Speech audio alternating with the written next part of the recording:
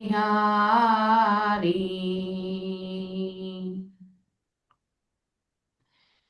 जय राध माधव माधव कुंज कुंज बिहारी बिहारी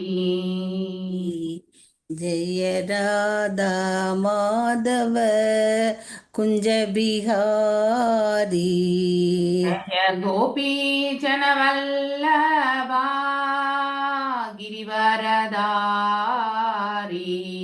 जय गोपी जन वल्लभा गिरिवरदारी जय गोपी जनवल्लभा गिरिवरदारी जय गोपी जन वल्लभा गिरिवरदारी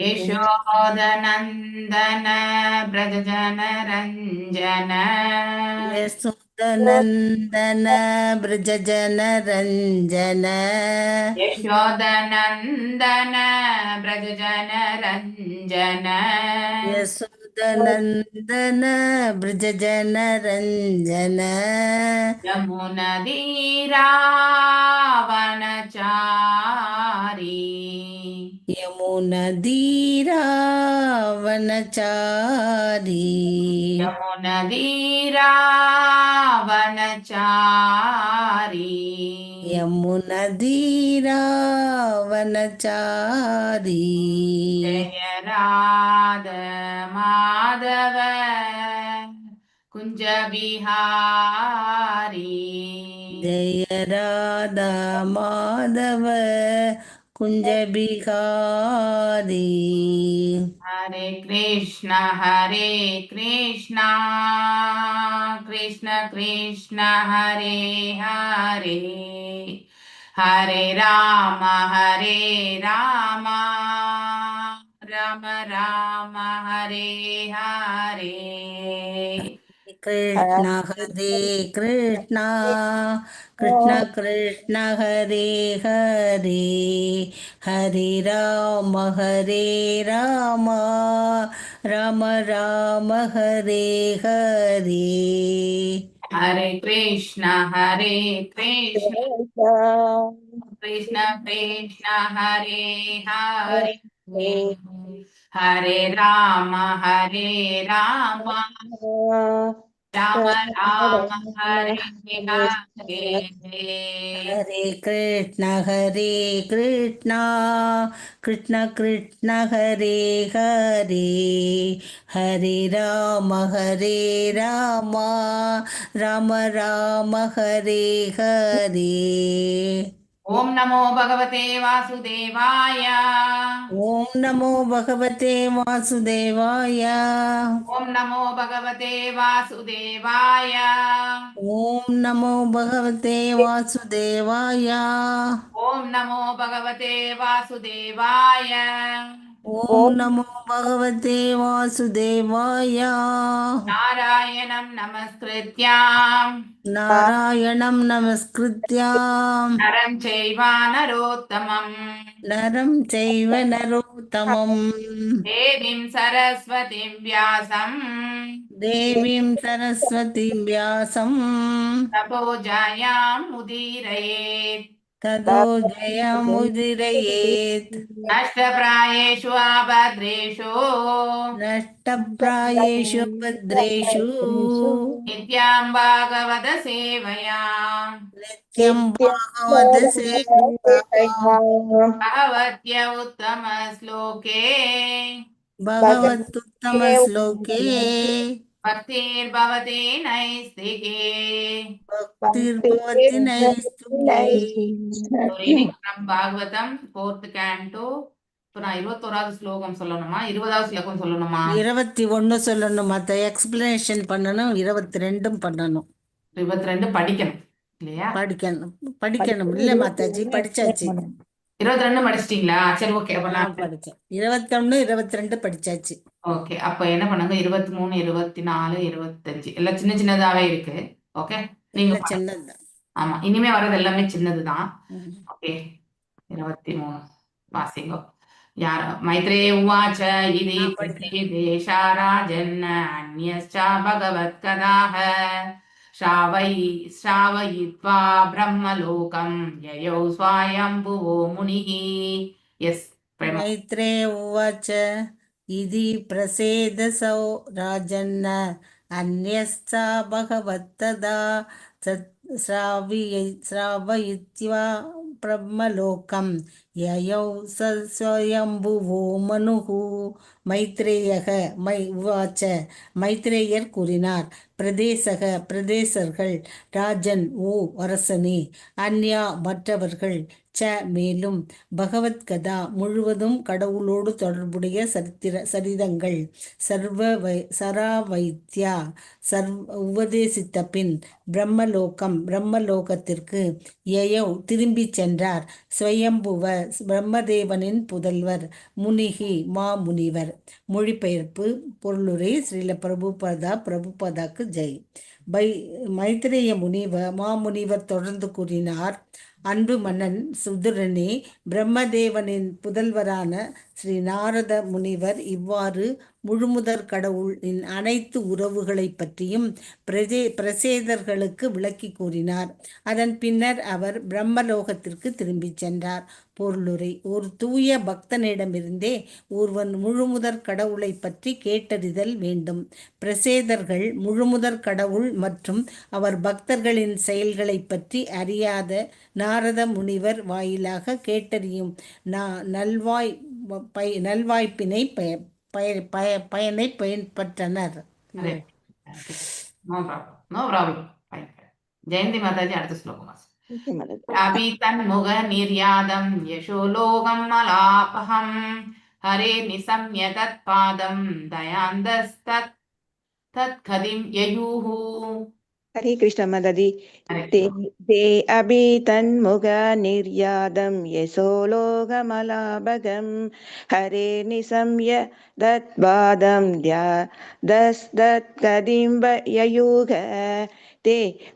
பிரதேசர்கள் அபி மேலும் முக வாயிலிருந்து நிற்பாதம் அறிந்து கொண்டு யச புகழினை லோக உலகத்தின் பல பாவங்கள் அபகம் அளிக்கின்ற ஹரே பகவான் ஹரியின் நிசம்ய கேட்கப் பெற்று தத் பகவானின் பாதங்கள் தியாயன் தியானித்து தத் கதீம் அவரது இருப்பிடத்திற்கு யயூ சென்றனர். மொழிபெயர்ப்பு: உலகின் துரதிர்ஷ்டங்கள் அனைத்தையும் செல்லும் பகவானின் பெருமைகளை நாரத முனிவரின் வாயினின்று கேட்டறிந்த பிரசேசர்கள் முழுமுதற் கடவுளின் மீது பற்றுடையவர் ஆயினர். அவரது தாமரை திருவடிகளை தியானித்து அவர்கள் பரகதிக்கு முன்னேறினர். பொருளுரை: பகவானின் பெருமைகளை உணர்வு பெற்ற பக்தரிடமிருந்து கேட்டதினாலே பிரதேசர்கள் முழுமுதற் கடவுள் மீது எளிதில் உறுதியான பற்றுடையர் ஆயினர் என்று இங்கே காணப்படுகிறது. பின்னர் பரமபுருஷ பகவானின் தாமரை திருவடிகளை தங்களது வாழ்வின் இறுதியில் தியானித்து அவர்கள் இறுதி இலக்கான வைகுண்டத்திற்கு முன்னேறினார்கள். யாரேனும் ஒருவன் எப்போதும் பகவானின் பெருமைகளை கேட்டு அவரது தாமரை திருவிடைகளை சிந்திப்பான் என்றால் அவன் பரகதி அடைதல் திண்ணமாகும். பகவத்கீதையில் பகவான் கூறுகிறார் 18.65 மத்மனா பவமத் பக்தோ மத் யாஜி மாம் நமஸ்குரு மாம் ஏவை சசி சத்தியம் தேகே பிரதிஜானே பிரியோ அசிமே மே. இனிய நண்பா, இது என் சத்தியம். என்னை நினைப்பாய், என் பக்தனாவாய், என்னை வணங்கி வழிபடுவாய், என்னை அடைவது திண்ணம் அறிவாய். ஹரே கிருஷ்ணா மாதாஜி. தேங்க்யூ மாதாஜி. ஹரே கிருஷ்ணா. பத்மா மாதாஜி அடுத்து. ஏதத்தே அபிஹிதம் சத்தர்யன்மாம் த்வம் பரிப்ருஷ்வான் பிரசேதாசம் நாரதஸ்ய சம்வாதம் ஹரிகீர்த்தனம். எஸ் பத்மா மாதாஜி. ஹரே கிருஷ்ணா மாதாஜி. பதம் 25. ஏதத்தே பிஹிதம் சத்தர் என்மாம் த்வம் பரிப்ருஷ்வான் பிரசேதாசாம் நாரதஸ்ய சம்வாதம் ஹரிகீர்த்தனம். ஏதத் இந்த தே உனக்கு அபிஹிதம் உபதேசித்தது, ஷத்த ஓ விதுரனே, எதுவாயினும், மாம் எனக்கு, பரிப்ருஷ்டுவான் வினவியது, பிரசேதேசாம் பிரதேசதர்களின், நாரதரின் சம்வாதம் உரையாடல், ஹரி கீர்த்தனம் பகவானின் பெருமைகளை பற்றிய விளக்கம். மொழிபெயர்ப்பு: all glories to Srila Prabhupada. அன்பார்ந்த விதுரனே, நீ அறிய விரும்பிய நாரதருக்கும் பிரதேசதர்களுக்கும் இடையே நடைபெற்ற பகவானின் பெருமைகள் பற்றிய உரையாடல்கள் அனைத்தையும் உனக்கு நான் கூறிவிட்டேன். அவற்றை பற்றி என்னால் முடிந்த அளவிற்கு நான் விளக்கியிருக்கிறேன். பொருளுரை. ஸ்ரீமத் பாகவதம் பகவான் மற்றும் அவரது பக்தர்களின் பெருமைகளை பற்றி விளக்குகின்ற நூலாகும். அதில் உள்ள முழு விஷயமும் பகவானின் பெருமை பற்றியதே. ஆதலினால் அவரது பக்தர்களின் பெருமையும் இயற்கையிலேயே அதில் இடம் பெற்று விடுகின்றன. ஹரே கிருஷ்ண மாதாஜி. தேங்க்யூ. வேற யாராவது வாசிக்கிறீங்களா? இன்னும் ஒரே ஒரு ஸ்லோகம் நான் வசிக்கிறேன். வாசி. श्रीशुक उवाच न्यायेक्ष उत्तानपदो मानवश्यानुवर्णितः वंशः प्रियवर्तस्यापि निबोध नृप सत्तमः. श्री सुक उवाच य एष उत्तानपादो मानवन्यासुयानुवर्णितः वंशप्रियवर्धस्यापि निबोध निरुपसत्तम. ஸ்ரீ சுக உவாச்ச. ஸ்ரீ சுகதேவ கோஸ்வாமி கூறினார். எது ஏஷ இந்த அரசகுலம் உத்தானபாத மன்னர் உத்தானபாதனின் மானவசிய சுயம்பு மனுவின் அனுவர்த்தக விளக்கினேன். முந்தைய ஆச்சாரியார்களின் காலடிகளை பின்பற்றி வம்சம் பிரியவர்தச மன்னர் பிரியவர்தனின் அபி மேலும் நிபோத புரிந்து கொள்ள முயல்பவர்கள் நிருப சத்தம ஓ அரசர்களில் சிறந்தவனே. மொழிபெயர்ப்பு பொருளுரை. ஸ்ரீல பிரபுபாதாக்கு ஜெசை. சுகதேவ கோஸ்வாமி தொடர்ந்து கூறினார். ஓ அரசர்களில் சிறந்தோனே பரீட்சித்து மன்னன், இவன் நான் இப்போது சுயம்பு மனுவின் முதல் மைந்தனான உத்தானபாதனின் வம்சத்தை பற்றி கூறி முடிவெடுத்திருக்கிறேன். அடுத்து சுயம்பு மனுவின் இரண்டாவது மைந்தனான பிரியவர்தனின் வம்சத்தை பற்றி கூறப்போகிறேன். இவற்றை நீ மிகவும் கவனத்துடன் கேட்பாயாக. பொருளுரை. மன்னர் உத்தானபாதனின் மைந்தனே துருவ மன்னர் ஆவார். துருவ மன்னர் அல்லது மன்னர் உத்தானபாதனின் வம்சத்தினரில் பிரதேசர்களின் செயல்கள் வரை மட்டுமே விளக்கப்பட்டிருக்கிறது. இப்போது ஸ்ரீ சுகதேவ கோஸ்வாமி சுயம்புவ மனுவின் இரண்டாவது மைந்தனான பிரியவர்த மன்னரின் சந்ததியினரை பற்றி எடுத்துரைக்க விரும்புகிறார். ஹரே கிருஷ்ணா. இது நம்ம மண்டே நாளைக்கு பார்க்குறேன் நான், இல்லைன்னா நாளைக்கு எனக்கு டவுட்டு தான் கிளாஸ் எடுக்கிறது. ஸோ மண்டே என்ன பண்ணலாம், இதை முடிச்சுட்டு நம்ம 5வது கான்டோ சம்மரி பண்ணலாம். சரிங்களா? அன்னைக்கு கொஞ்சம் சீக்கிரமே வரணும். எப்படி சீக்கிரமாக தான் இருப்பேன். ஏன்னா மண்டே 5:30 மணிக்கு 5:45 கிளாஸும் அங்கே எடுக்கிறேன். அதனால் ஓம் அஜ்ஞானதிமிராந்தஸ்ய ஞானாஞ்சனய ஷலாக்கய சக்ஷுருன்மிலிதம் ஏன தஸ்மை ஸ்ரீ குரவே நமः. ஸ்ரீ சைதன்ய மனோபீஷ்டம் ஸ்தாபிதம் ஏன பூதலே ஸ்வயம் ரூபா கதாமஹ்யம் ததாதி ஸ்வாபதாண்டிகம். ஹே கிருஷ்ணா கருணா சிந்து தீனபந்து ஜகத்பதே கோபேஷா கோபிகா காந்தா ராதகாந்தா நமஸ்துதே. தப்த காஞ்சன கௌராங்கி ராதே விருந்தாவனேஸ்வரி ரிஷபானுஷுதே தேவி பிரணமாமி ஹரிப்ரியே.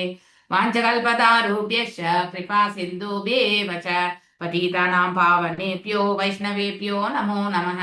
நமோ விஷ்ணுபாதாய கிருஷ்ணப்ரேஷ்டாய பூதலே ஸ்ரீமதி பக்தி வேதாந்த சுவாமிநிதி நாமினே. நமஸ்தே சாரஸ்வதே தேவே கௌரவாணி பிரச்சாரிணே निर्विशेष शून्यवादे पाश्चात्य देशधारिणे. जय श्री कृष्ण चैतन्य प्रभु नित्यानंद श्री अद्वैत गदाधर श्रीवासादि गौर भक्त वृंदा. हरे कृष्णा कृष्णा कृष्णा हरे हरे हरे राम राम राम हरे हरे. ஓகே, நம்ம பாகவதத்துல 21வது ஸ்லோகம் படிக்கிறோம். கடைசி அத்தியாயம் 4வது காண்டத்துல ஸ்நாபஜதி குமனீஷானம் சாயுஜ்யயாம் ஹரீர் அதனாத்மதன பிரியோ ரஜஸ்ஞ ஹிருததன குல கர்மாணாம் மதைர்யே விதததி பாவம் அகிஞ்சனேஷு சத்சு. உலக உடைமைகள் ஏதுமின்றி பகவானின் பக்தி தொண்டில் முழு மகிழ்ச்சி அடையும் பக்தர்கள் மீது முழுமுதற் கடவுள் மிகவும் பிரியமுடையவர் ஆகிறார். உண்மையில் இப்பக்தர்கள் பக்தர்களின் பக்தி செயல்களை பகவான் விரும்பி சுவைக்கிறார். கல்வி, செல்வம், குலப்பெருமை, பலன் தரும் செயல் போன்றவற்றினால் ஆணவமுற்றோர் உலகியற் பொருட்கள் அடைந்திருப்பதினால் தற்பெருமை கொள்கின்றனர். அதனால் அவர்கள் பக்தர்களை அடிக்கடி இழிவு செய்கின்றனர். இப்படிப்பட்டவர்கள் பகவானை வழிபட்டால் கூட பகவான் அவர்களை ஏற்றுக்கொள்வதில்லை. வெரி வண்டர்ஃபுல் சென்டென்ஸ் இல்லையா? ஸோ இது வரைக்கும் நாம் என்ன படிச்சிருக்கோம் அப்படிங்கிறத ஒரு ரீகலெக்ஷன். அதாவது 4 விதமான யோகங்களை பற்றி படிச்சிருக்கோம். ஒரு சம்மரி கொடுக்குறேன் நான் இப்போ. 4 விதமான யோகங்கள்ல கர்மயோகம் அப்படின்னா பலன் கருதும் செயல்கள். அடுத்து ஞான யோகம், அதாவது அகம் பிரம்மாஸ்மி சாயுஜ்ய முக்திக்கான ஒரு இது. அடுத்து தியான யோகம். தியான யோகம் கூட எப்படின்னா பரமாத்மா நிலை, ஆனாலும் கடைசியில அவங்களும் சாயுஜ்ய முக்தி. இதுல எதுவுமே பக்தி நிலை பெறவில்லை என்றால் அதாவது இறுதியில பக்திக்கு அவங்க அந்த முழுமை அடையவில்லை என்றால் அவர்கள் மீண்டும் பிறக்க வேண்டிய இந்த யோகங்கள் அவங்க கண்டிப்பா முழுமை அடைய மாட்டாங்க. இதை நம்ம பகவத்கீதையிலே படிச்சிருக்கோம் இல்லையா? சோ மேலும் ஆனா டைரக்டா பக்தி யோகம் பண்றவங்க இந்த கர்ம ஞான பாதைகள்னால செய்யக்கூடிய அனைத்து செயல்களுமே அவங்க பக்குவமா செய்யறதுக்கான மார்க்கத்தை பகவானே கொடுக்கிறார். ஏன்னா பக்தி தொண்டில் அவர்கள் பகவான் மீது முழு மனதோடு அவர்கள் ஈடுபாடு கொண்டு செயல்படும் பொழுது, அதற்கான பக்திக்கான பாதையை கொடுக்கும் பொழுது அவர்கள் பக்குவம் அடையறதுக்கான மார்க்கத்தை பகவான் கொடுக்கிறார். அந்த பக்குவத்தை கொண்டு அவங்களால கர்ம ஞான பாதைகள் எதுவா இருந்தாலுமே பக்குவமா செய்ய முடியும். இதுதான் பிராக்டிக்கல். அதாவது நம்ம ஏட்டுக்கல்வியில படிக்கிறோம். இங்க அந்த ஏட்டுக்கல்வி படிக்கிறதுல அன்றாட வாழ்க்கையில எப்படி நம்ம பயிற்சி செய்ய முடியும்ன்றதுக்கான விளக்குரை இதுதான். சோ நம்ம தனித்தனியா இதை பக்குவமா செய்யணும், கர்மத்தை பக்குவமா செய்யணும், ஞானத்தை பக்குவமா செய்யணும், அதே மாதிரி தியானத்தை பக்குவமா செய்யணும். அதை இப்படி அதாவது மனசை அடக்கணும், புலன்களை அடக்கணும். இப்படி எல்லாத்துக்குமே ஒரு பயிற்சிக்கு நம்ம கடினமான முறைகள் அது எல்லாமே இல்லையா? கர்மயோகம் கூட கடினமா, எல்லாத்த விட கர்மம் ஈஸி வென் கம்பேர்ட் டு இந்த 3. அதாவது தியானத்தை காட்டிலும் ஞானத்தை காட்டிலும் கர்மம் சுலபம் தான். ஆனா பக்தி அதை விட சுலபம். ஆனா அன்றாடம் பயிற்சி செய்வது என்பது கடினம். அது ஒண்ணுதான் ப்ராப்ளம். ஆனா இதெல்லாம் கூட மற்ற 3 யோகங்கள் கூட நீங்க அன்றாடம் பயிற்சி செய்ய வேண்டியதுதான். அதையுமே தவிர்க்க முடியாது. அதனால பக்தியவே பயிற்சி செய்யலாம் இல்லையா? விச் இஸ் த பெஸ்ட் இல்லையா? இது எல்லாத்தையும் பண்ணா கூட நம்ம பக்தியில உட்கார்ந்தாதான் முடியும். இப்ப 2-3 ஓமைகள் எல்லாம் படிச்சோம். யாராவது சொல்ல முடியுமா என்னென்ன ஓமைகள் படிச்சோன்ட்டு? ஒண்ணு மரத்தினுடைய ஆணிவேர் இல்லையா? சோ ஊர்துவ மூலம் பத்தி நம்ம படிச்சோம். அதனுடைய மரம், தண்டு எல்லாத்தையுமே படிச்சோம். சோ வேருக்கு நீர் ஊற்றினால் தேவர வழிபாடு பற்றியும் படிச்சோம் இல்லையா? பகவானை சேவிச்சாலே அதாவது பிற தேவர்கள் வழிபாடும் அதுக்குள்ளேயே அடங்கி விடுகிற. தனித்து அவர்களுக்கு நாம பக்தி கொள்ள வேண்டிய அவசியம் கிடையாது. ஏனென்றால் அவர்களும் பகவானை தான் சேவிக்கிறார்கள் இல்லையா? இப்போ நம்ம தேவர்களே விட்டுருங்க, நம்ம நார்மலா ஒரு சங்கத்துல இருக்கோம்னு வச்சுக்கோங்களேன். இப்போ ஒரு 4 பேர் இருக்காங்க. 4 பேர்ல பாத்தீங்கன்னாக்கா நாம பகவானை சேவிக்கிறோம். அதே மாதிரி ஒரு பக்தர் பகவானை சேவிக்கிறாருன்னு வச்சுக்கோங்க. இன்னும் 2 பேர் அவங்களுடைய பக்தியை பற்றி நமக்கு தெரியாதோ ஏதோ ஒண்ணு இருக்கட்டும். சோ இப்போ இந்த 4 பேர்ல இந்த 2 பேருடைய அசோசியேஷன் ஸ்ட்ராங்கா இருக்குமா, இல்ல இந்த மற்ற 2 பேரோட இருக்கக்கூடிய அசோசியேஷன் ஸ்ட்ராங்கா இருக்குமா? யாரு சிமிலரா இருக்கக்கூடிய பக்தர் இருக்காரோ அவங்க கிட்ட நம்ம கண்டிப்பா அசோசியேஷன் ஜாஸ்தி வச்சுக்குவோம். ஏன்னா சிமிலர் நேச்சர். அதே போலதான் அவங்களும் பகவானை தான் சேவிக்கிறாங்க இல்லையா? சிவபெருமானே எப்பொழுதுமே தியானத்தில் இருக்கிறார் சங்கர்ஷ்ணர் மீது. சோ அப்ப நாம் அவரை சேவித்தால் அவரோடு நம்முடைய ரிலேஷன், சிவபெருமானை நாம சேவித்தால் கூட சிவபெருமான் நீங்க எதை சேவிக்கணும்ன்ற அந்த வழிகாட்டுதலே நமக்கு கொடுப்பார். இது கண்டிப்பா நடக்கக்கூடிய உண்மைதான். அன்றாட வாழ்க்கையில் நீங்க எல்லாரும் கூட ஏதோ ஒரு காலகட்டத்துல பிற தேவர்களை வணங்கி அந்த கோட்டா முடிச்சுதான் இப்ப பகவானுடைய கோட்டாக்கே வந்திருப்பீங்க. இதை நீங்க பின்னோக்கி நீங்க உங்க கடந்து வந்த பாதையை நீங்க பார்த்தீங்கன்னாக்கா சில பேருக்கு ஆரம்ப கட்டத்திலே கிடைச்சிருக்கும், அது அவங்களுடைய சுக்கிருதி. ஆனா என்ன மாதிரி அதாவது ஜீவனுக்கு அந்த சுக்கிருதி இல்லை அப்படிங்கறது என்னால நான் கடந்து வந்த பாதையை நான் நோக்குறேன். நான் எத்தனை கோயிலுக்கு போனாலும் சாட்டிஸ்ஃபேக்ஷன் இருந்தது கிடையாது ஆக்சுவலி. ஓகே, ஸோ எங்க போனாலும் எதையுமே வேண்டணுன்ற மனசு இருந்தது இல்லை. ஓகே, ஆனால் எல்லா கோயில்களுக்குமே போயிட்டு இருந்தேன் நான். ஆனால் கடைசியில் சிவபெருமானுடைய கோயிலுக்கு போகும் பொழுதுதான் அங்கு அதாவது சிவானந்த லஹரி பாடும் பொழுதுதான் எனக்கு அதனுடைய ஈர்ப்பே வருது. ஸோ அந்த சிவபெருமான் மீது பக்தி கொள்ளும்போது அவர்கிட்டயுமே எதுவுமே கேட்கல.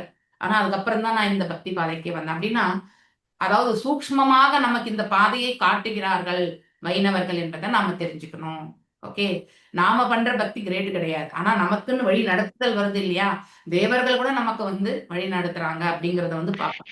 எங்க வீட்டுக்கிட்டே ராஜராஜேஸ்வரி டெம்பிள், பெரிய டெம்பிள் ஆக்சுவலி. ஓகே, ஆனாலும் அங்க போனாலும் அந்த அம்மா வந்து 1918 எல்லாமே 2018 நான் போயிருக்கேன் நான். ஆனாலும் போயிட்டு மாலையை போட்டு சேவிச்சுட்டு வந்துருவேன் நான், அவ்வளவுதான். மற்றபடி வேற எதுவுமே வேண்டக்கூடிய அந்த மனசு வராது.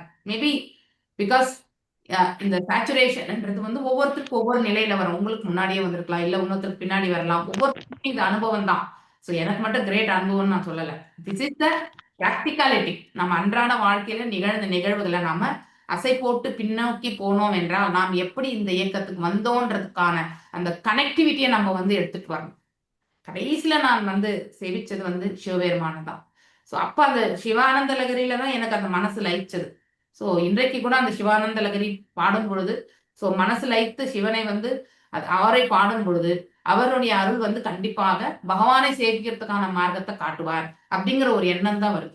ஸோ அதுக்கு முன்னாடி எதுவுமே இருந்ததுல பிளாங்க். இப்போ அட்லீஸ்ட் நம்ம பகவானை சேவிக்கிறதுக்கு ஒரு அதாவது பக்தருடைய கருணை கண்டிப்பா தேவை இல்லையே, இதை நாம நிறைய இடங்கள்ல படிக்கிறோம். ஸோ அது மாதிரி நம்ம அந்த கனெக்டிவிட்டியை பார்க்கும்பொழுது ஆட்டோமேட்டிக்லி இந்த இடத்துல வந்து தள்ளப்படும். எல்லாருக்குமே ஒரு ஹிஸ்டரி உண்டு.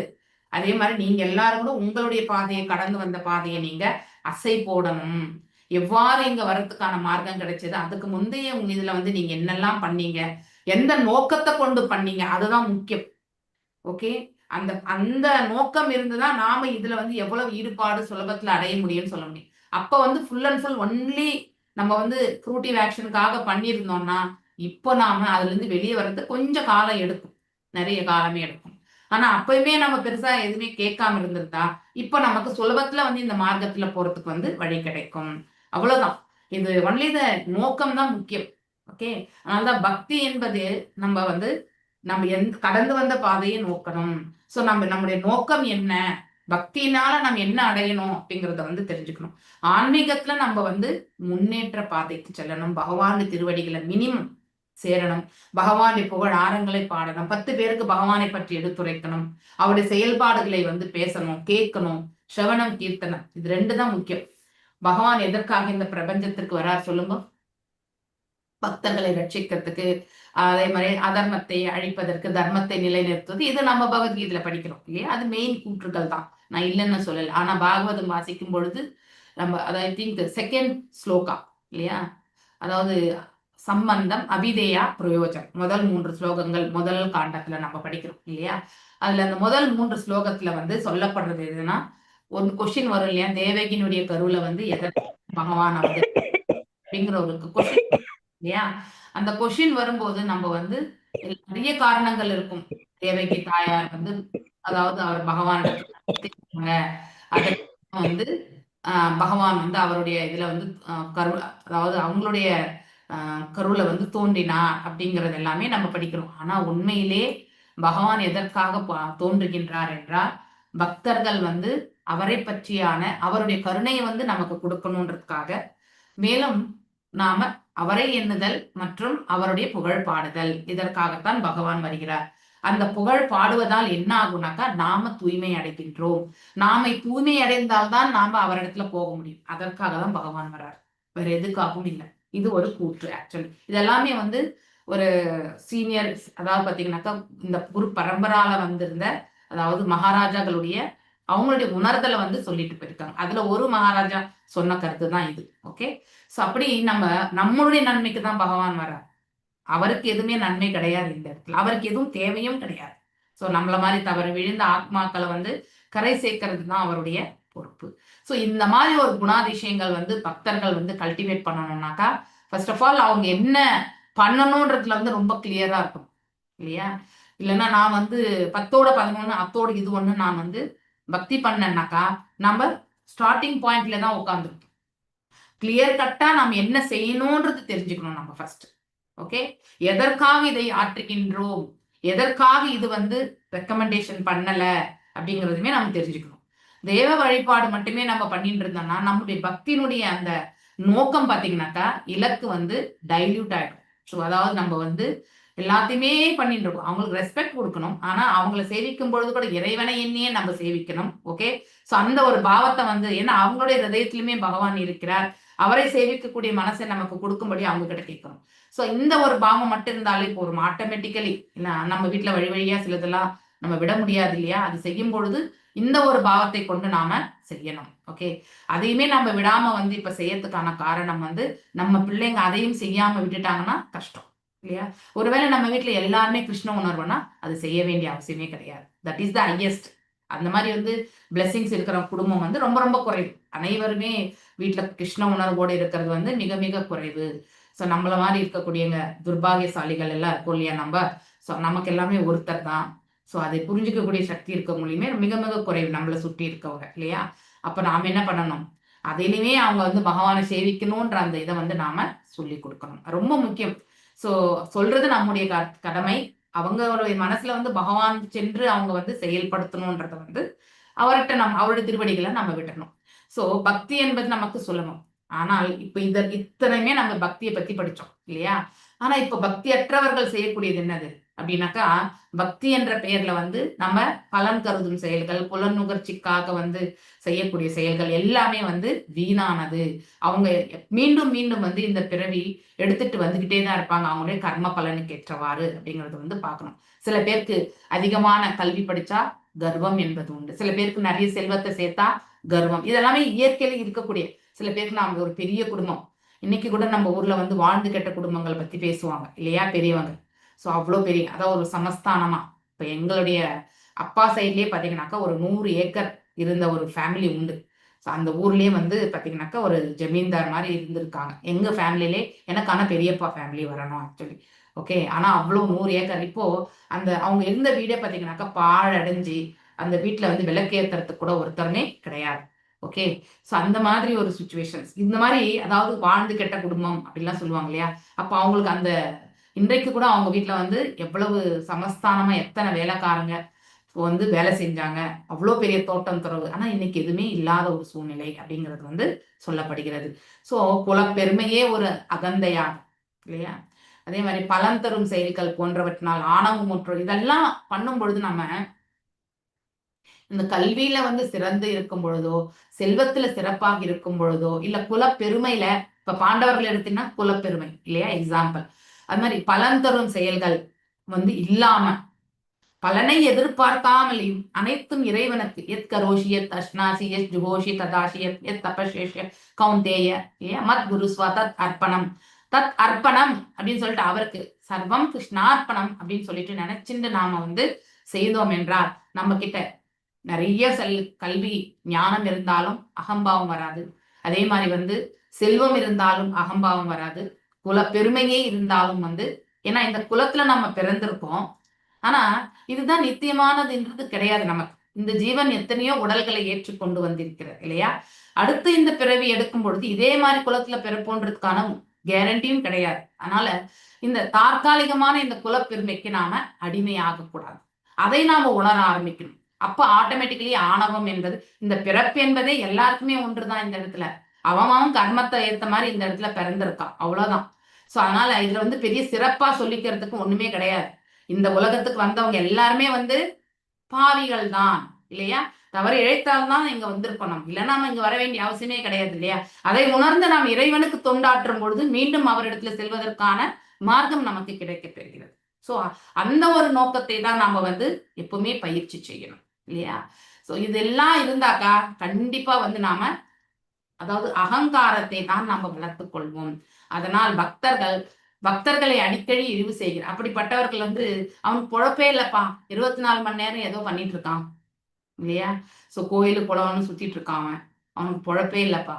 நாம போலன்னா பரவாயில்ல. ஸோ எஸ்டர்டே இந்த ஒரு ஐ திங்க் இந்த கதை உங்களுக்கு ஆல்ரெடி நான் சொல்லியிருக்கேன், ஆனா ரொம்ப கிளியரா இப்போ உங்களுக்கு சொல்லணும்னு நினைக்கிறேன். ஸோ ஒரு பெரிய ஒரு மகாராஜா என்ன பண்ணாருனாக்கா, அரசன் வந்து தன் நாட்டில் இருக்கக்கூடிய பிராமணர்களுக்கு வந்து ஒரு பெருசா வந்து விருந்து கொடுக்கணும், மரியாதை கொடுக்கணும் அப்படின்னு சொல்லிட்டு அவர் வந்து நிறைய அந்த அதாவது பார்த்தீங்கன்னா சமையல்காரங்களை வச்சு அவர் வந்து சமையல் எல்லாமே செய்ய வச்சு இல்லையா, நைவேத்தியம் பண்ணி பிரசாதத்தை வந்து அந்த பிராமணர்களுக்கு கொடுக்கணும்னு நினைக்கிறார். ஓகே, ஸோ அதாவது கௌரவிக்கணும்னு நினைக்கிறார். ஸோ அப்போ எல்லாரும் குழுமி இருந்த அந்த பிராமணர்களும் இதை வந்து ஏற்றுக்கொண்டு ஸோ அங்கே வந்து பிரசாதத்தை ஸ்வீகரிக்கிறாங்க. ஸ்வீகரிச்ச அந்த பிரசாதத்துல வந்து பாத்தீங்கன்னாக்கா விஷம் வந்து விழுந்திருக்கு. அதனால அவங்க எல்லாருமே மரணிச்சு விடுறாங்க. ஸோ மரணித்த பிறகு யமதர்மராஜனுக்கு இந்த மரணத்தை பற்றியான ரிப்போர்ட் வந்து போறது. இப்போ அங்கே வந்து யமதர்மராஜருடைய அந்த அரசவையில் இருக்கக்கூடிய அமைச்சர்கள் கிட்ட வந்து இந்த கொஷின் வந்து கேட்கிறார் யமதர்மராஜன். ஏன்னா அவர் தான் நியாயம் பற்றி நியாயத்தை பற்றி, தர்மத்தை பற்றியும் நியாயத்தை பற்றியுமே அவருடைய முதன்மை ஸ்தானமாக கொண்டிருப்பவர் இல்லையா. ஸோ அவர் கேட்கும்பொழுது இதுல யாருக்கு பனிஷ்மெண்ட் கொடுக்கணும் அப்படின்னு. அதாவது இந்த விஷம் எப்படி விழுந்திருக்கிறதுன்னா மேல ஒரு கழுகு. ஓகே, தன்னுடைய அழகுல வந்து அது பாம்பை வந்து பாதி கொன்று எடுத்துட்டு போயிட்டு இருக்கு. ஸோ அந்த விஷம் வந்து பாத்தீங்கன்னாக்கா அந்த பாம்பினுடைய வாயிலிருந்து தான் அந்த ஒரு ஒரு ஒரு தாலியே இதுலயே விழுந்தது தான் வந்து இதை வந்து பரிமாற்றப்பட்டு அவங்க மரணித்தாங்க. ஸோ இப்போ அந்த அமைச்சரவையில வந்து விவாதம் வரும்போது இது செய்த இந்த விருந்தை ஏற்பாடு செய்த அரசனுக்கு தான் வந்து பனிஷ்மெண்ட் கொடுக்கணும்னு யமதர்மராஜா சொல்லும் பொழுது அங்கிருந்த அமைச்சர் சொன்னாராம், அவர் ஒரு நல்ல எண்ணத்துல தானே அவர் வந்து எல்லாரையுமே அழைச்சார் பிராமணர்களை. அப்படி இருக்கும் பட்சத்துல வந்து அவருக்கு ஏன் தண்டனை கொடுக்கணும் அப்படின்னு சொல்லிட்டு. ஏன்னா அவர் விஷயத்தையும் கலக்கல, நோக்கமும் வந்து அவர் வந்து நல்ல ஒரு இது செய்யணும், தான தர்மங்கள் செய்யணும்ன்றதுக்காக தான் செய்தாரு அப்படின்ட்டு. ஸோ அப்படி இல்லைனாக்கா அங்கே சமையல் செய்தவர்கள் தான், ஏன்னா அவங்க தான் வந்து இதை வந்து சரிவர பார்த்து செய்யவில்லை, அதனால அவங்களுக்கு தான் அந்த பனிஷ்மெண்ட் அப்படின்னும் பொழுது இன்னொரு அமைச்சர் சொன்னாராம், பாவம் அவங்க அன்றாட கூலி வேலை செய்பவர்கள், அவங்க வந்து அந்த விஷத்தை கலக்க வேண்டிய அவசியமும் அவங்களுக்கு கிடையாது இல்லையா, அதனால வந்து அவர்களுக்குமே விதிவிலக்கு அப்படின்னு சொன்ன உடனே ஸோ இல்லைன்னா அந்த கழுகு வந்து என்ன, அதனுடைய இரையை எடுத்து சென்றது, அதனால வந்து கழுகுக்குமே வந்து பனிஷ்மெண்ட் கிடையாது அப்படின்னு இன்னொரு அமைச்சர். அப்ப பாம்பு தான் விஷத்தை போட்டதுனால பாம்புக்கு தான் அப்படின்னு சொன்னபோது அது என்ன பண்ணும், அதுவே பிராணனை விட்டுன்னு இருக்கு, அந்த சமயத்துல அது விழுந்ததுக்கு அதுக்கு என்ன தெரியும், எங்க விழுதுன்னு அதுக்கு எப்படி தெரியும் அப்படிங்கிற ஒரு அதுவுமே விதிவிலக்கு. சரின்ட்டு என்ன பண்ணாரா யமதர்மராஜா அந்த ஃபைலை வந்து அப்படியே ஒரு ஓரமா வச்சிருந்தாராம் சில காலம். அதன் பிறகு மீண்டும் வந்து அந்த அரசர் வந்து பல ஆண்டுகள் கழித்து அதே மாதிரி ஒரு விருந்துக்காக வந்து பிராமணர்களை அழைத்தாராம். அழைத்த பொழுது ஒரு பிராமணர் என்ன பண்ணாராம், ஒரு ஒரு ஒரு பெண்மணி இடத்துல வந்து எங்கே இந்த விருந்துக்கான இடம் எங்க அப்படின்னு சொல்லிட்டு அந்த பாதையை பற்றி விசாரிக்க ஆரம்பிச்சாராம். அதுக்கு அந்த பெண்மணி என்ன பண்ணாலாம், நகைத்து விட்டு போங்க போங்க, ஆல்ரெடி வந்து முன்னாடி ஒரு வாட்டி இந்த மாதிரி நடந்துதான் எல்லாரும் மரணிச்சாங்க, நீங்களும் அந்த இலக்கை நோக்கி தான் போறீங்களா, போங்கோ அப்படின்னு சொல்லிட்டு சிரிச்சுட்டே சொன்னாங்களாம். அப்போ உடனே யமதர்மராஜன் அந்த ஃபைலை வந்து எடுத்து இந்த பாவத்தை எல்லாமே வந்து அந்த பெண்மணிக்கு வந்து கொடுக்கணும், ஏன்னா அவங்களோட நோக்கம் என்ன இருந்தது இல்லையா. சரி, நோக்கம் என்ன, அதையுமே சிரிச்சு, அதாவது அந்த பழையச நடந்ததை நம்ம சொல்ல வேண்டிய அவசியமே கிடையாது, மேலும் அதை சொல்லும் விதம் என்ன, அடுத்தவங்களுடைய சங்கடத்தை வந்து நாம வந்து சிரிச்சு வந்து நாம அதுல ரசிச்சு நாம சொல்லவே கூடாது, அதுல வந்து தவறான ஒரு நோக்கம் அப்படின்னா அடுத்தவங்க துன்புறுவதை நாம இன்புறுகின்றோம் இல்லையா. இந்த காசிப் இல்லையா, ஒரு பிரஜல்பா பண்றது, அந்த பிரஜல்பாவை வந்து கண்டிப்பா யாரெல்லாம் பிரஜல்பா பண்றாங்களோ அவங்க கண்டிப்பா வந்து எல்லாருடைய பாவத்தையுமே சேர்த்து அவங்களுடைய வலையில வந்து விழும் அப்படிங்கிறதுக்கான ஒரு கருத்து தான் இது. அதனால இந்த பக்தர்களை இழிவு செய்யறதும் வந்து மிகப்பெரிய பாவன்றதுக்கு ஒரு கருத்தாக தான் இந்த கதையை நான் சொல்றேன். நானு யாரையுமே நம்ம இழிவுபடுத்தக்கூடாது, எறும்பு கூட நம்ம இழிவுபடுத்தக்கூடாது, அதுதான் வந்து ஒரு வைஷ்ணவனுடைய எட்டிகேட். ஓகே, அததான் நம்ம வைஷ்ணவர்களுக்கு எடுத்துரைக்கப்படுகிறது. ஆனால் இப்படி வந்து அந்த பாவம் மொத்தமே தூக்கி அந்த பெண்மணிக்கு போட்டுறாங்க. அதாவது அப்ப மரணித்த அந்த பிராமணர்களுடைய காரணம் மொத்தமே வந்து யாருக்கு வந்து விழுறது, அந்த பெண்மணிக்கு. அதனால நாம எதையாவது நம்ம யாராவது கேட்டா கூட அந்த நிலைக்கு என்ன விளக்கத்தை கொடுக்கணுமோ அதை மட்டும் தான் கொடுக்கணும். முந்தைய நடந்தது அதெல்லாம் சேர்த்து இவங்க இப்படி அனுபவிச்சாங்க, அவங்க அப்படி அனுபவிச்சாங்க, நம்ம எல்லாருமே அதே மாதிரிதான். இந்த இயக்கத்துக்கு வராதுக்கு முன்னாடி கண்டிப்பா இது உண்டு நம்ம கிட்ட பிரஜல்பா, அதனாலதான் நம்ம நிறைய கஷ்டப்படுறோம். ஏன் சொல்லுங்க, அந்த பாவ மூட்டையெல்லாம் நமக்கு தான் வந்து சேரும், அது எல்லாமே நம்ம கிட்ட வந்து சேரும்போது ஆட்டோமேட்டிக்கலி நம்ம கஷ்டப்படணும். ஏன் அடுத்தவங்களுடைய பாவ மூட்டையை நாம சுமக்கணும். அப்படி பேசுறதுனால நமக்கு என்ன நன்மை? ஒண்ணுமே கிடையாது இல்லையா? இன்னும் பாவத்தை வரிஞ்சு கட்டிக்கிறோம் நம்ம இல்லையா? சோ அதை வந்து நாம கண்டிப்பா நிறுத்தணும். அதனால இழிவு என்பது பண்ணக்கூடாது. யாரையுமே இழிவுபடுத்தக்கூடாது வாழ்க்கையில. அவன் உதவாத ஒரு சண்டாளனா இருந்தாலும் அவனை இழிவுபடுத்துவதற்கு நமக்கு உரிமையே கிடையாது. அதை ஃபர்ஸ்ட் நம்ம தெரிஞ்சுக்கணும். உரிமையே இல்லாத ஒருத்தரை பத்தி நாம வந்து அவன் வசைப்பாடுவது என்பது மிக மிக தவறானது இல்லையா? இதெல்லாம் இதை கேட்டாலே நம்ம பாதி சண்டை சச்சரவுகளே இல்லாம போகும். ஆனா இந்த கலியுகத்துல அதுதான் மெயினா இருக்கும். லி இல்லையா? கலி இல்லையா? கலி என்றால் கபடம், கா என்றால் கபடம், லி என்றால் என்ன? அதாவது சண்டை. ஓகே, அதை பிரிச்சா, அந்த வார்த்தையை பிரிச்சா அப்படிதான்ன்றது வந்து சொல்லப்பட்டிருக்கு. சோ சண்டை சச்சரவுகள். கபடம் என்றால் என்ன? உள்ளொன்று வைத்து புறமொன்று பேசுறது கபடம் இல்லையா? அப்படிப்பட்ட நிலைதான் நம்முடைய மனசை இருக்கிறது இந்த காலகட்டங்கள்ல. உள்ளுக்குள்ள இருக்கக்கூடிய அந்த நியதியை வந்து நம்ம வெளியில காட்டுறதே கிடையாது. உள்ளுக்குள்ள வச்சுட்டு நம்ம என்ன பண்ணுவோம்? இவன் எப்ப விழுவான்னு உள்ள இருக்கும். வெளியில வந்து ரொம்பவே விஷஸ்பா, நீ நல்ல மேன்மேலும் வாழ்க்கையில முன்னுக்கு வா. இது ஹிப்போக்ரசின்னு சொல்லுவாங்க இங்கிலீஷ்ல.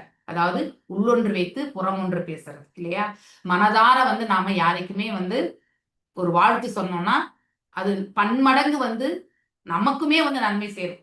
அடுத்தவங்களை நம்ம எவ்வளவு வாழ்த்துறோமோ நாமளே நல்லா வாழ்வோம். அடுத்தவங்களை நாம் எவ்வளவு நிந்திக்கிறோமோ அவ்வளவுமே நமக்கு பாதி நமக்கு வந்து சேரும். அதனால நம்ம பேசக்கூடிய வார்த்தை ரொம்ப ரொம்ப முக்கியம் இல்லையா? முழுமுதற் கடவுள் அவரது தூய தொண்டர்களை சார்ந்தே இருக்கின்றார். ஸோ இப்போ பக்தர்களை பற்றி, பக்தர் அல்லாத வணக்கங்களை கூட அவர் ஏற்றுக்கொள்வது கிடையாது. அப்படின்னா பக்தர் என்று இல்லாதப்ப அங்க என்ன, அங்க பாவமே கிடையாது. ஏன் ஏத்துக்கப்பட்டார் பகவான்? ஏன்னா அங்க ரிலேஷன்ஷிப்பே கிடையாது. There is no relationship at all இல்லையா? இப்ப நாம கூட யாராவது நமக்கு தெரியாதவங்க எத்தனை பேர் நம்ம ரோட்ல போயிட்டே இருக்காங்க இல்லையா? சோ அவங்க ஏதாவது நம்மளை பார்த்து சிரிச்சா நம்ம சிரிப்போமா? கண்டிப்பா சிரிக்க மாட்டோம். சிரிக்கலாமா? ஃபர்ஸ்ட் டைம் ஒருத்தரை பாக்குறோம்னா அவங்க வந்து நம்மளை பார்த்து புன்முன் ஒரு கூத்தா நம்ம சிரிப்போமா? அவங்கள பார்த்து 100% சிரிக்க மாட்டோம். அதே மாதிரிதான். ஏன்னா அந்த நபருக்கும் நமக்கு உறவு முறையே கிடையாது. அதே போலதான். சோ ஒரு தூய பக்தன் தன்னிடம் உலகியல் ரீதினால் எதுவும் இல்லை என்று உணர்கின்றான். ஒரு பக்தன் பகவானின் பக்தி தொண்டு தன்னிடம் இருப்பதை எண்ணி எப்பொழுதுமே மகிழ்ச்சி அடைகின்றான் இல்லையா? பக்தி தொண்டு, ஒரு பக்தன் பகவானின் பக்தி தொண்டு, அதாவது இறைவனுக்கு பக்தி செய்யக்கூடிய அந்த பிராப்தம் தன்னிடம் இருப்பதை எண்ணி எண்ணி அவன் வந்து ஆனந்தம் கொள்கின்றான். மேலும் மேலும் பகவானுக்கு பக்தி செய்யணும்ன்ற அந்த உணர்வு கொண்டு அவன் ஆற்றுகின்றான். பக்தர்கள் சில நேரம் ஏழைகளாக தோன்றலாம். ஆனால் அவர்கள் ஆன்மீகத்தில், அதாவது ரிச்னஸ் வந்து எதுல இருப்பாங்க? ஸ்பிரிச்சுவலி ரிச்சா இருக்கணும். நம்ம மெட்டீரியலி ரிச்சா இருந்தா பிரயோஜனமே கிடையாது. ஏன்னா இதெல்லாமே டெம்பரவரி தான் இல்லையா? மெட்டீரியலி ஸ்பிரிச்சுவலி ரிச் வந்து எத்தனை ஜென்மமா இருந்தாலும் அது தொடர்ந்து போயினே இருக்கும். மெட்டீரியலி ரிச் நமக்கு எங்கேயுமே இந்த உலகத்துக்கு இந்த க்ஷணத்துக்கு தேவைக்கு வேணா அது உதவியா இருக்குமே ஒழிய அடுத்து ஒரு 5 ஆண்டு காலம் கழிச்சு நம்ம வந்து பார்த்தோம்னா அதே நிலையில இருப்போன்றதுக்கான கேரண்டி எதுவுமே கிடையாது. ஓகே, ஏன் ஒரு வருடம் கழிச்சு பார்த்தா கூட நம்மளால சொல்ல முடியாது. ஓகே, மேல் அவர்கள் மிகவும் பிரியமான பிரச்சேதர்கள் நாரதர்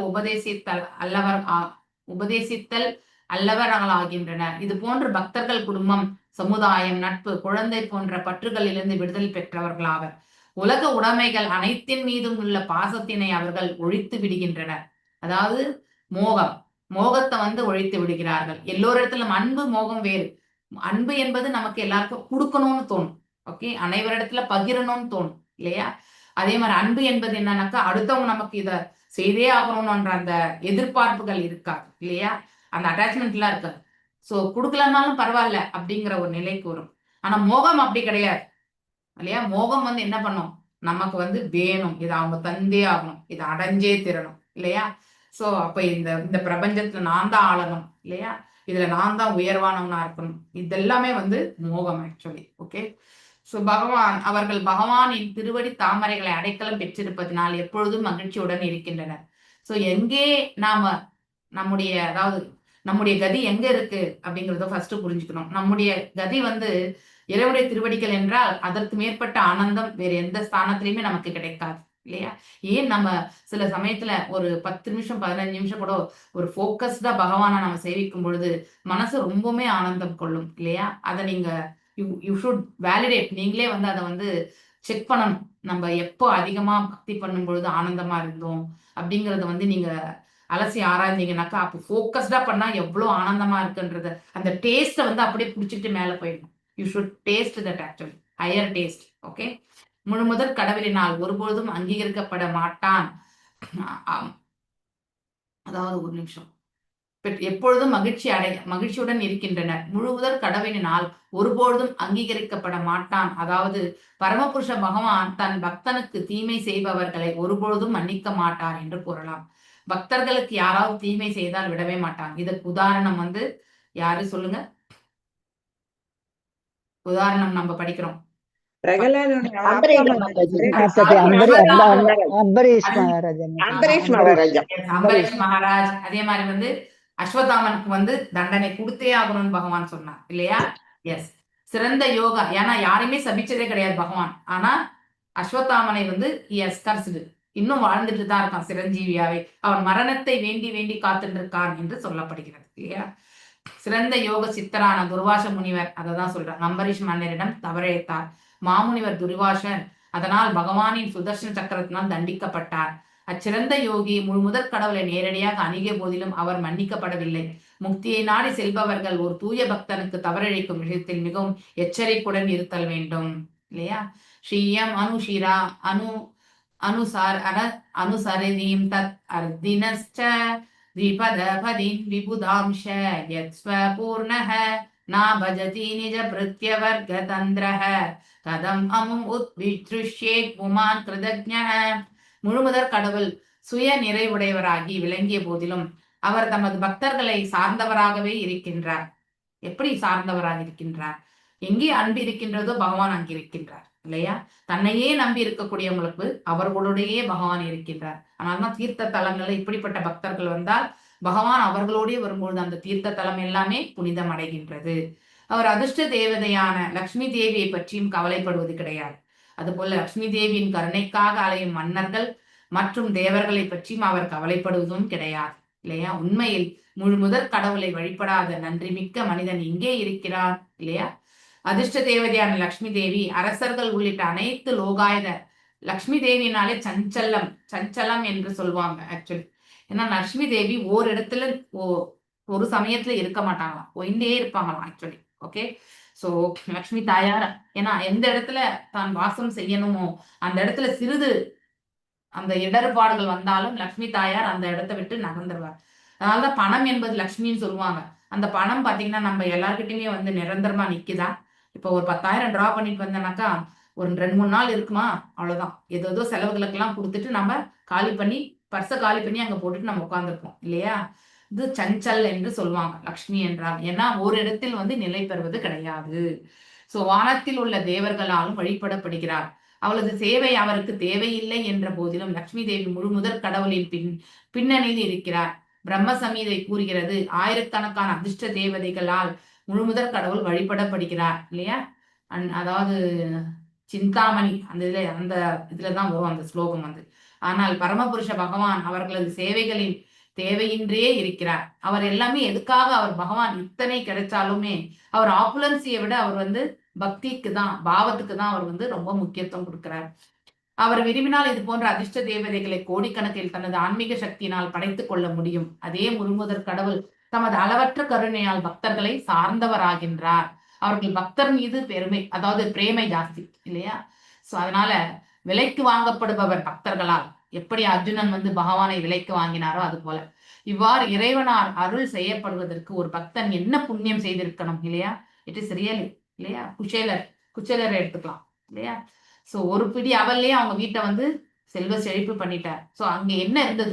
குச்சேலர் வந்து எதுவுமே எதிர்பார்க்காம வந்தார். தன்னுடைய மனைவியினுடைய வற்புறுத்தலால வந்தார். அந்த அவலை கொடுத்துட்டு அவர் எதுவுமே கேட்காம சென்று விட்டார். That is the highest quality இல்லையா?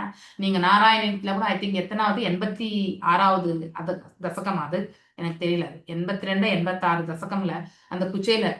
ஸோ இப்போ இந்த இது மார்கழி மாசத்துல முதல் புதன்கிழமைன்னு நினைக்கிறேன். அந்த சமயத்துல வந்து ஒரு பானகம் வச்சு அவர் அந்த குச்சேல இது வந்து பாடினாலே அந்த குச்சேலருடைய அந்த பக்தியினுடைய பாவம் நமக்கு கொஞ்சமாவது வரும். ஓகே, அந்த மாதிரி நாம ஆனா நிறைய பேர் நம்முடைய வறுமை தீரணுன்றதுக்காக நினைச்சு செய்வாங்க. அங்கேயுமே வந்து நோக்கம் ரொம்ப முக்கியம். ஓகே, ஆன்மீக நோக்கம் இல்லை என்றால் நம்ம வந்து கிடைக்கக்கூடிய செல்வத்தை பகவான் கொடுக்குறார். ஆனா அதை வந்து பரிபாலிக்கக்கூடிய நாலேஜும் வேணும்ல. எப்படி அந்த செல்வத்தை நம்ம செலவு விடணும்ன்றதையும் தெரியணும்ல. சோ அதனால நம்ம அதை அதாவது தவறான வழியில செலவு பண்ணா அந்த பாவத்தையும் நமக்கு தானே வரும். இறைவன் நமக்கு வழி நடத்தட்டும் அப்படின்னு நினைச்சுன்னு நாம செய்யணும். அது ரொம்ப முக்கியம் இல்லையா? ஒரு பக்தன் ஒரு கணம் கூட முழுமுதற் கடவுளுக்கு தனது கட்டுப்பாட்டினை மறக்க மாட்டான். கண்டிப்பா நம்ம ஒரு செயல் செய்யும் பொழுதுமே ஒரு சின்ன டீவியேஷன் வந்தாலும் நம்ம மனசுக்குள்ள கரெக்டா வந்து அந்த மார்க்கிங் வந்துடும்.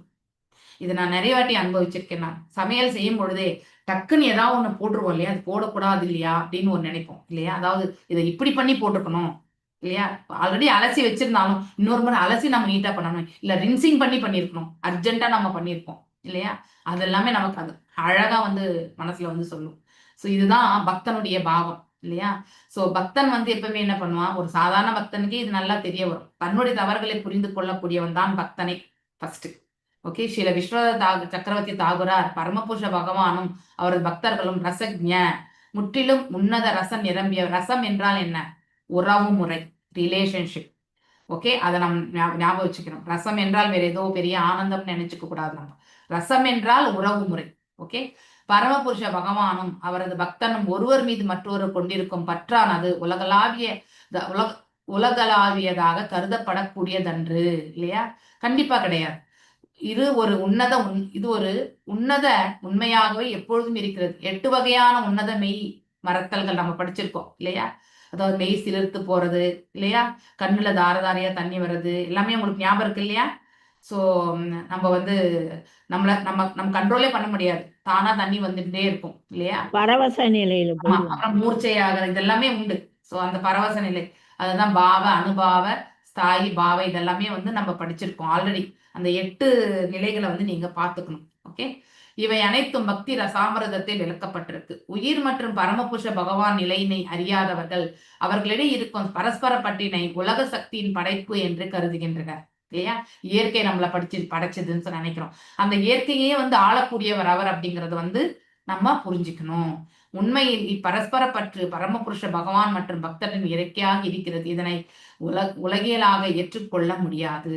இறைவனுக்கும் பக்தனுக்கும் இருக்கக்கூடிய ரிலேஷன்ஷிப் வந்து வேறு இல்லையா? அதே வந்து நம்ம இந்த இயற்கையோட ஒன்றி பௌதிக தளத்தில் இருக்கக்கூடிய உறவு முறை வேறு. ஒரு பௌதிகவாதி பௌதிக தளத்திலிருந்து தான் பண்ணுவான். ஆனா ஒரு ஆன்மீகவாதி அதனுடைய உண்மையான நிலை என்ன என்பதை பற்றி உணர்ந்து அவ்வாறே அதை வந்து செய்வான். இப்ப நம்ம நிறைய இடங்களை படிக்கிறோம். சம்பந்தம் படிக்கிறோம், அபிதயா படிக்கிறோம், பிரயோஜன் படிக்கிறோம் இல்லையா? இந்த மூன்றுமே உணர்ந்து செய்யப்படும் போது நமக்கு பகவானோட சம்பந்தம் வந்து ஏற்படுது. இங்க நிறைய பேருக்கு உங்களுக்கு ஆல்ரெடி பகவானுடைய சம்பந்தம் இருக்கிறதுனால தான் இந்த இதுலயே உட்கார்ந்துருக்கீங்க. இல்லைன்னா கண்டிப்பா உட்கார முடியாது. சம்பந்தம் எத்தனை பேர்? 50 60 பேர் இருந்தாங்க. இப்ப எவ்வளவு இருக்கோம்? 30 பேர் தான் நம்ம இல்லையா? அந்த 30 பேர் வந்து டிஸ்கனெக்ட் ஆயிருக்காங்க இல்லையா? சோ அதாவது அந்த சம்பந்தம் வந்து இருக்கணும். சம்பந்தம் இருந்தால் மட்டும்தான் நாம இந்த இடத்துல அமர முடியும். அதனால ஒவ்வொரு க்ஷணமுமே நாம நான் சம்பந்தம் கிடைச்சிச்சு அதனால நான் வந்து அந்த பெருமை வந்து வந்துடக்கூடாது. ஓகே, சம்பந்தத்தை ஒவ்வொரு க்ஷணமுமே நிலைப்படுத்திக் கொள்வதற்கு நாம இறைவனிடத்துல பிரார்த்திக்கணும். அதுதான் ரொம்ப முக்கியம். ஓகே, இன்னைக்கு பக்தி கிடைச்சதுனால நம்ம கடைசி வரைக்கும் நமக்கு பக்தி இருந்துரும்னு நினைக்க கூடாது. அந்த பக்தியை வந்து கடைசி வரைக்கும் எடுத்துட்டு போகிறதுக்கான அந்த சூழ்நிலைகள் இல்லையா? எந்த தடையும் இல்லாம பகவான் அந்த பாதையை எடுத்துட்டு போறதுக்கான பிரார்த்தனைகள் நம்ம கண்டிப்பா பண்ணணும். ஒவ்வொரு க்ஷணமுமே every moment is a risk இருக்கு நம்ம. ஓகே, சோ இவ்வாறாக இப்போ இத்தனையுமே வந்து யாரு? நாரத மகரிஷி வந்து அறிவுரைகள் வந்து பிரச்சேதர்களுக்கு சொல்லிட்டு இப்ப அவர் வந்து எங்க போறார்? கிளம்பி வந்து அவருடைய வீட்டுக்கு போறார், நாரத மகரிஷியினுடைய குடிலுக்கு. சோ இங்க இடத்துல ஸ்வயம்பு அப்படின்னு எதற்காக வந்து சொல்லப்பட்டதுனாக்கா, இது வரைக்கும் நம்ம உத்தானபாதனுடைய லீனேஜ் தான் படிச்சோம் இல்லையா? அந்த பரம்பரையை தான் படிச்சோம். இனிமே நாம நெக்ஸ்ட் பிரியாவர்த்தனுடைய பரம்பரை வந்து படிக்க போறோம். ஓகே, திங்கட்கிழமை நாம வந்து 5வது காண்டத்தை வந்து ஸ்டார்ட் பண்ண போறோம். ஓகே, சோ இந்த இருக்கக்கூடிய இந்த ஸ்லோகங்கள் வந்து இட்ஸ் அ கன்க்ளூஷன் தான். இதை முடிச்சுட்டு நம்ம ஸ்டார்ட் பண்ணலாம். ஓகே, எஸ் வந்து மாதாஜி வந்துட்டாங்களா? ஹரே கிருஷ்ணா.